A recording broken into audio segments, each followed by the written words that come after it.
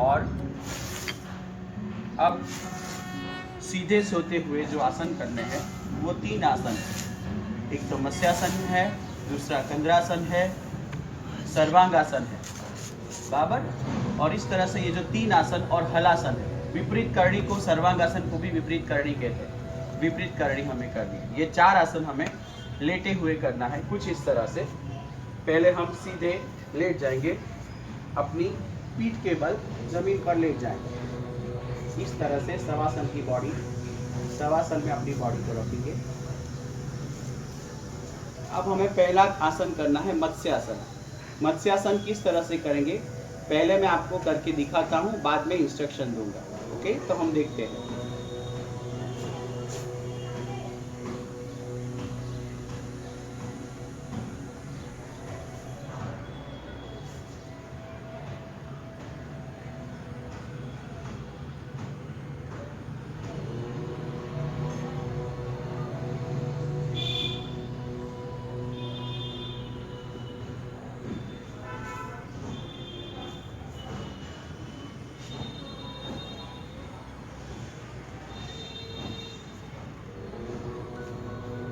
इस तरह से हमें मत्स्यासन करना है। अब मैं आपको बताता हूँ कैसे करना है। तो पहले मत्स्यासन करने के लिए हमें पद्मासन में बैठना है। पद्मासन में हम दोनों पैरों को अपनी जांघ की ओर मोड़ेंगे। इस तरह से दोनों पैर को मोड़ना है। उसके बाद में अपने हाथों के सहारे अपने सिर को इस तरह से कुछ उठाएंगे, फिर दोनों हाथों से पैरों के अंगूठों को पकड़ेंगे।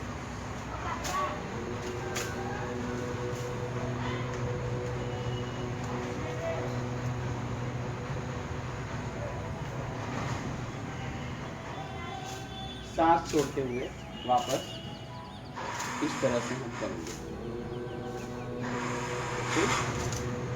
जब भी हम ये पोज लेंगे तब अपनी सांसों को अंदर भीतर ही रखना, आंतरपूर्वक करना है, और बाहर निकालते समय इस तरह से सांसें छोड़ देंगे। ओके, 2 बार हमने देखे। अब उसके बाद में है कंद्रासन। कंद्रासन किस तरह से करना है मैं बताता हूँ। कंद्रासन को करने के लिए दोनों पैरों को हम इस तरह से मोड़ लेंगे और अपने दोनों हाथ अपनी एड़ी की ओर रखेंगे और सांस भरते हम कुछ इस तरह से अपनी बॉडी को ऊपर उठाएंगे।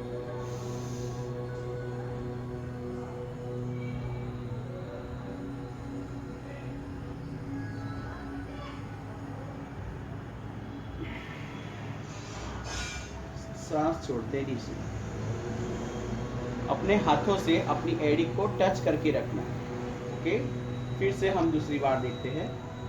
पैरों को हम मोड़ेंगे, मोड़ने के बाद हमारे दोनों हाथ अपनी एड़ी को टच करेंगे और फिर सांस भरते अपने पेट और छाती को ऊपर की ओर उठाएंगे और पूरा वजन हमारे कंधों और गले पर आने वाला है। तो उस तरह से हम पोज लेंगे और सांसें हम भरते भरते आंतर कुंभक करेंगे।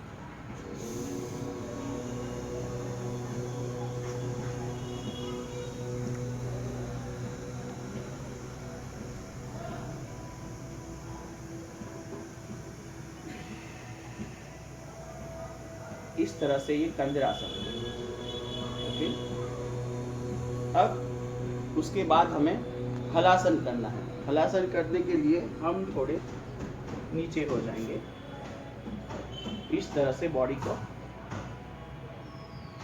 रखना है। और हलासन के लिए हमारे दोनों पैरों को आकाश की ओर उठा करके अपने सिर के पीछे की ओर ले जाना, कुछ इस तरह से।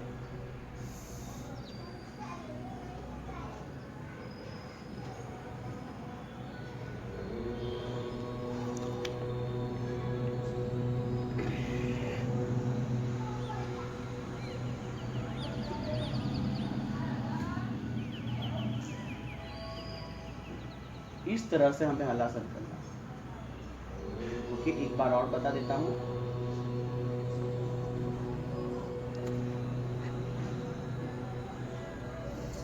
सांस भरती और जब पैर पीछे जाएंगे तब सांसें हमें छोड़ देनी है और बाह्य कुंभक करना।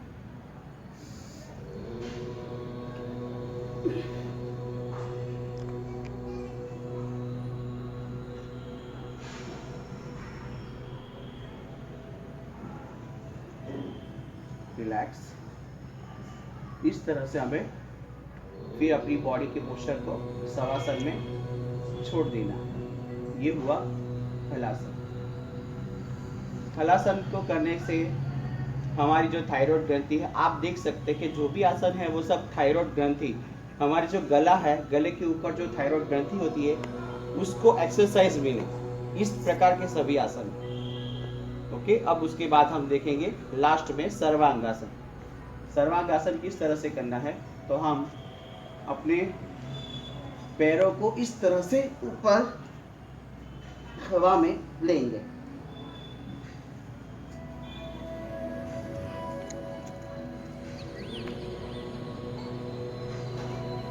पूरा वजन हमारे कंधों के ऊपर इस तरह से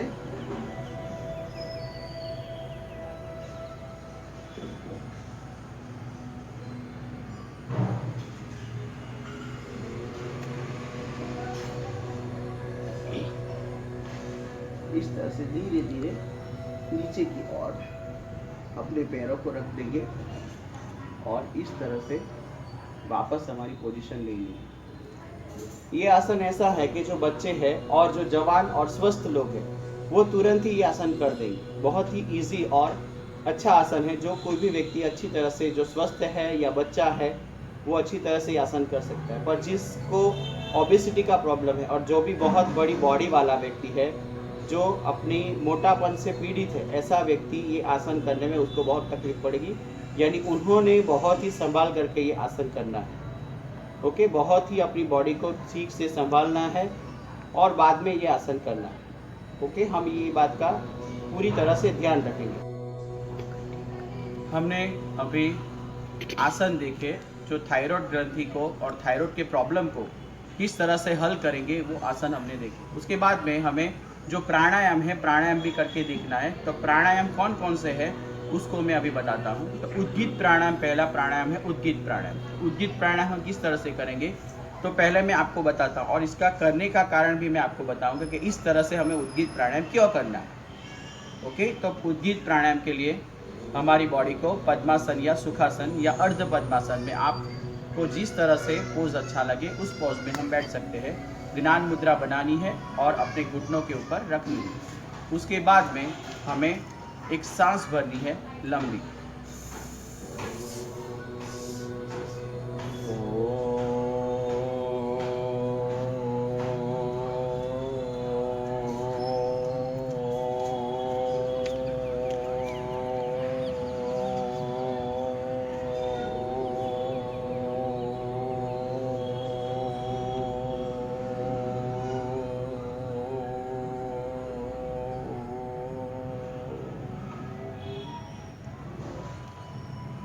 उद्गीत प्राणायाम हमें इस तरह से करना है।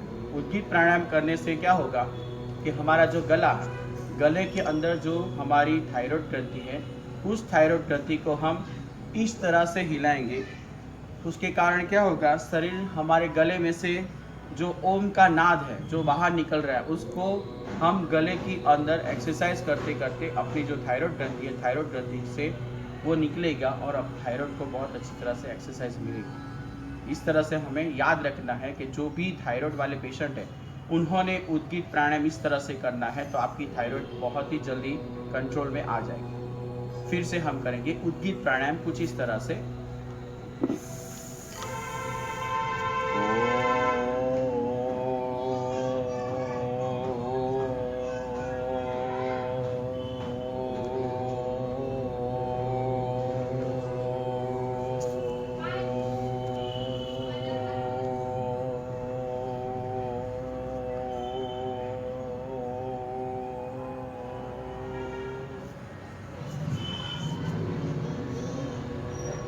दूसरा प्राणायाम है उज्जयी प्राणायाम। उज्जयी प्राणायाम को भी हम करना है किस तरह से, वो मैं बताता हूँ।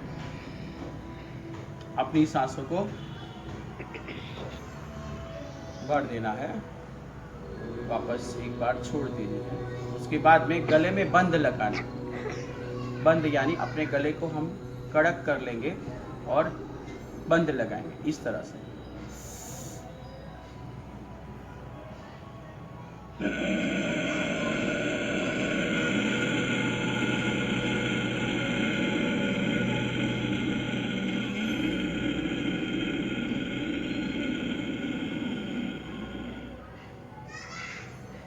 सांसें छोड़ देंगे। गले में बंद लगा करके हमें सांस को अंदर भरनी है। गले में बंद लगा करके सांस को अंदर भरनी है, जिससे क्या होगा, हमारा जो थायराइड है, तो थायराइड के अंदर जो भी प्रॉब्लम है वो सब सोल्व होगा। ओके, फिर से बताएंगे। उज्जयी प्राणायाम हमें किस तरह से करना है, इस तरह से करेंगे। एक बार सांस भरेंगे और छोड़ देंगे। दूसरी बार उज्जयी प्राणायाम।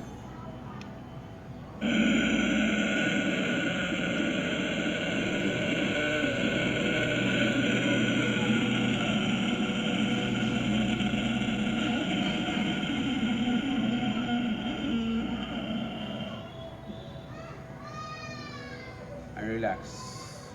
इस तरह से हमें ये 2 प्राणायाम खास करने हैं। और ओंकार का नाद जो मैंने बोला, उद्गीत प्राणायाम, वो भी थायराइड पेशेंट को ऑलवेज करना है। ओके, ये जो उद्गीत प्राणायाम है वो हमें 15 से 20 मिनट तक करना है। उज्जयी प्राणायाम भी हम 10 मिनट कर सकते हैं।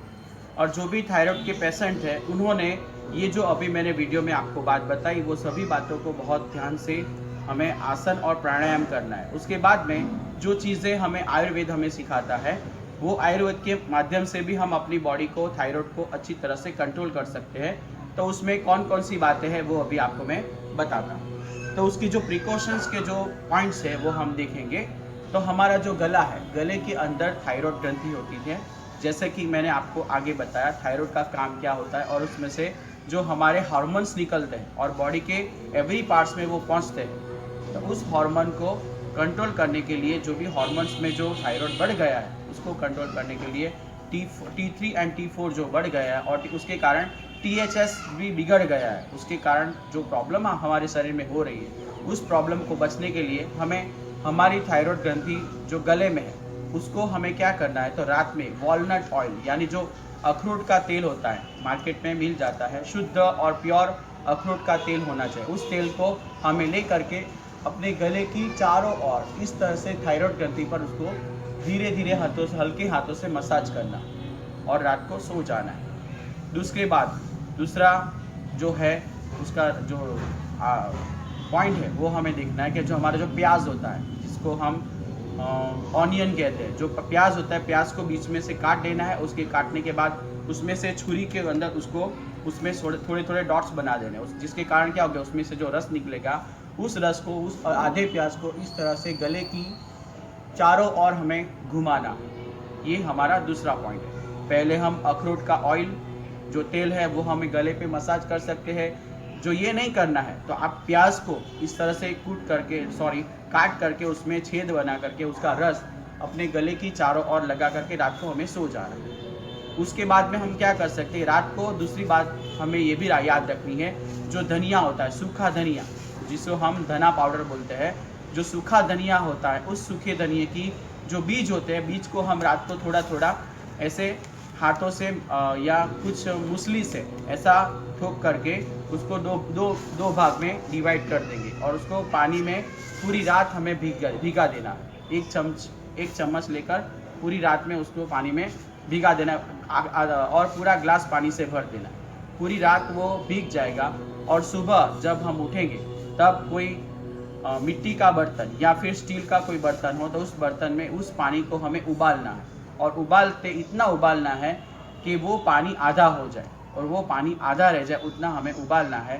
फिर उस पानी को हम छलनी से निकाल के हमें सिप करके थोड़ा जो पानी हम पी सके इतना ठंडा होने दीजिए, और जो हम बोलते हैं वो पानी को हमें धीमे धीमे सिप करके पीना, और आधे घंटे तक हमें कुछ भी नहीं खाना। यदि आप ये नहीं कर सकना चाहते, जो हमारा जो धनिया होता है, जो हरा धनिया होता है, उस हरे धनिए को आप कूट करके उसकी चटनी बना दो, और चटनी बना करके उसमें से जो रस होता है 1 या 2 चम्मच रस निकाल करके उस रस को हम पानी में, गरम गुनगुना पानी होता है, उस गरम गुनगुने पानी में हम वो धनिया को डाल करके वो भी हम सुबह पी सकते हैं। इस तरह से हमें थायराइड में जो हमारे जो प्रिकॉशंस है उसे हमें अच्छी तरह से संभालना है और हमें अच्छी तरह से अपने आप को संभालना है। उसके बाद में हम जो चीज़ें होती है जैसे फास्ट फूड हमारे हैं, जो मैदे से बने हुए होती है, सभी चीज़ें बंद करनी है। और बेकरी की जो भी आइटम खाती है, जैसे कि पाव है, बिस्किट्स है, नान खटाई है, ऐसी सभी जो चीज़ें हैं बेकरी में मिलने वाली, बेकरी में बनने वाली सभी चीज़ को हमें अवॉइड करना है। उसके बाद में हमें 6 से 8 ग्लास पानी एवरीडे पीना है। और हमारा जो आयोडाइज नमक बोलते हैं, आयोडाइज नमक को छोड़ कर हमें सेंधा नमक यूज़ करना है। हमारे खाने में जो भी पकवान हम बनाते हैं, जो भी हम खाना बनाते हैं, उस खाने में सेंधा नमक का हमें यूज़ करना शुरू कर देना है। और इस तरह से हम अपने जो प्रिकॉशंस है उन सभी को हम अच्छी तरह से निभाएंगे और अच्छी तरह से हम पालेंगे, तो हम अच्छी तरह से थायराइड जो का नाम का जो प्रॉब्लम है, जो रोग हमारे भीतर है, उस रोग से हम बच पाएंगे। तो आपको जो मेरी बात है, ये जो मेरा वीडियो आपको जो अच्छा लगा होगा, तो प्लीज़ आपके दोस्तों और आपके जो सगा संबंधी उनमें उनको आप शेयर कीजिए, लाइक कीजिए और सब्सक्राइब करना भूलना मत। और ये जो थायराइड का प्रॉब्लम है, जो हमारे देश में बहुत ही ज़्यादा बढ़ गया है, तो ये प्रॉब्लम हम इस तरह से उसको निर्मूल कर सकते हैं। और आपके जो भी सगे संबंधी है उनको आपको ये वीडियो भेजना, जिसकी वजह से वो भी थायराइड की प्रॉब्लम से मुक्त हो जाए, थायराइड के रोग से मुक्त हो जाए, ऐसी कामना करते हैं। Thank you, have a nice day, नमस्कार।